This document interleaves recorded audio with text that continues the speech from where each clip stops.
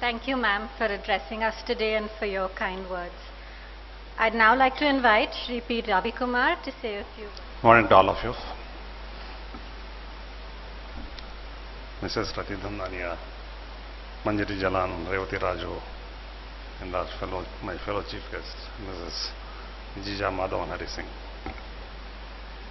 ಯಾವ ಊರಮ್ಮ ನಿಮ್ಮದು? ಇಲ್ಲಿರ್ತೀರಿ?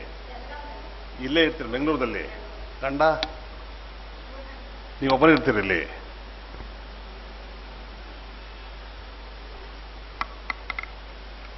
Prema is from Belgaum. Husband lives in the village.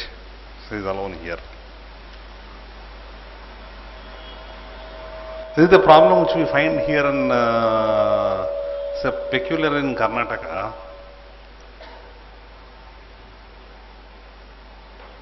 Most of the bus drivers are from Belgaum, Bijapur, Gulbarga. Southern Karnataka, they don't go in for this kind of a job.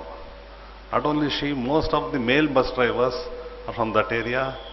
They stay here in a very difficult conditions, and they would like to go back to their village. So if they go on a 1 week leave, they will not come back for 2 months. Her problem is more compounded. I am saying this in government or public. As we mentioned, we are a male-dominated patriarchal society. The issues concerning women in employment, their needs, their requirements,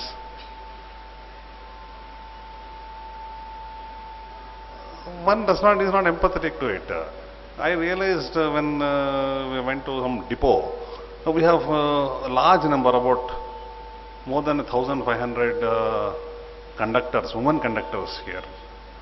There are no separate restrooms for women. They were constructed, made, when they were being built, the same type design is going on for the last 50 years. There are no separate restrooms. This is how it is. Therefore, women's empowerment, even if you want to empower them, train them, ask them to come, the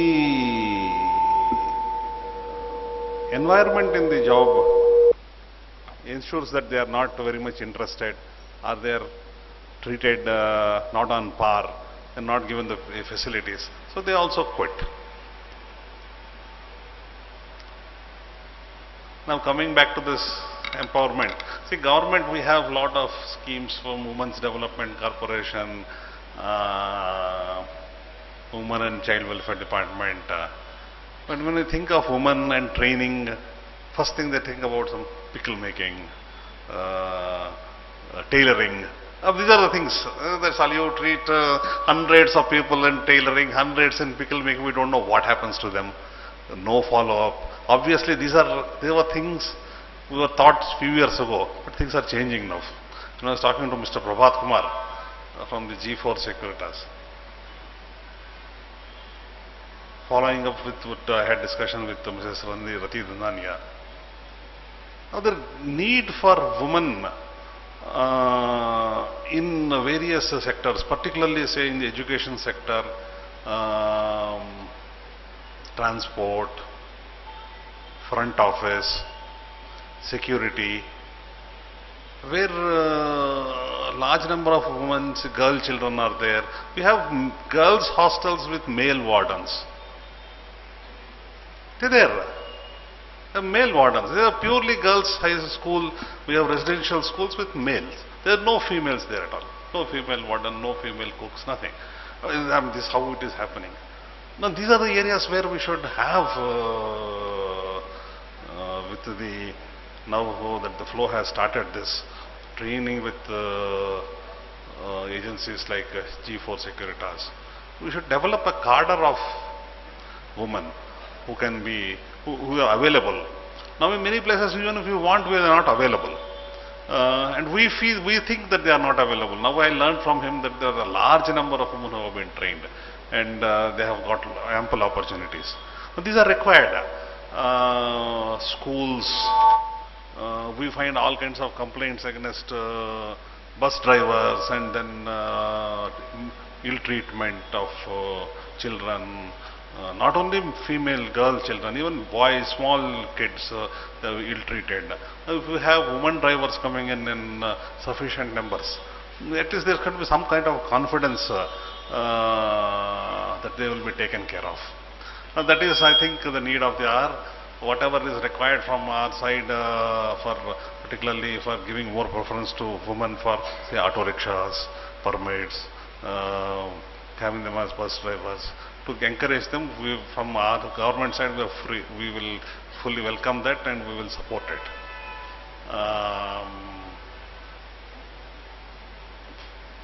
FLO in the part of women empowerment has taken up this empowerment on these two sectors. Now they have started in education and transport. I think it's a very good initiative, because the marginalized section of the women who require help should be handled, and the best will be by the FLO, because we male people will not be able to think about them. So whatever support is required, we are prepared to give, and I congratulate the FLO on their initiative, and hope they will be able to branch out and see more such initiatives coming up in different areas, and all support required will be provided by us. Thank you, and wish you all the best. Thank you, sir, for addressing us. I'd now like to invite Ms. Manjari Jalan and Ms. Revati Raju to lead the pledge. We in education and transport. We in education and transport. We hereby pledge our support, efforts and time towards the cause of increasing and sustaining employment of women in traditional and non-traditional roles in the educational and transport sectors. We pledge to foster a nation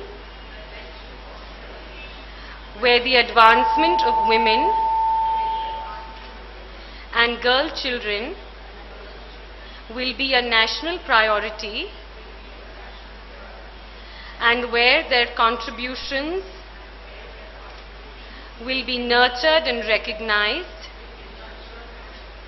in India and across the world. Thank you.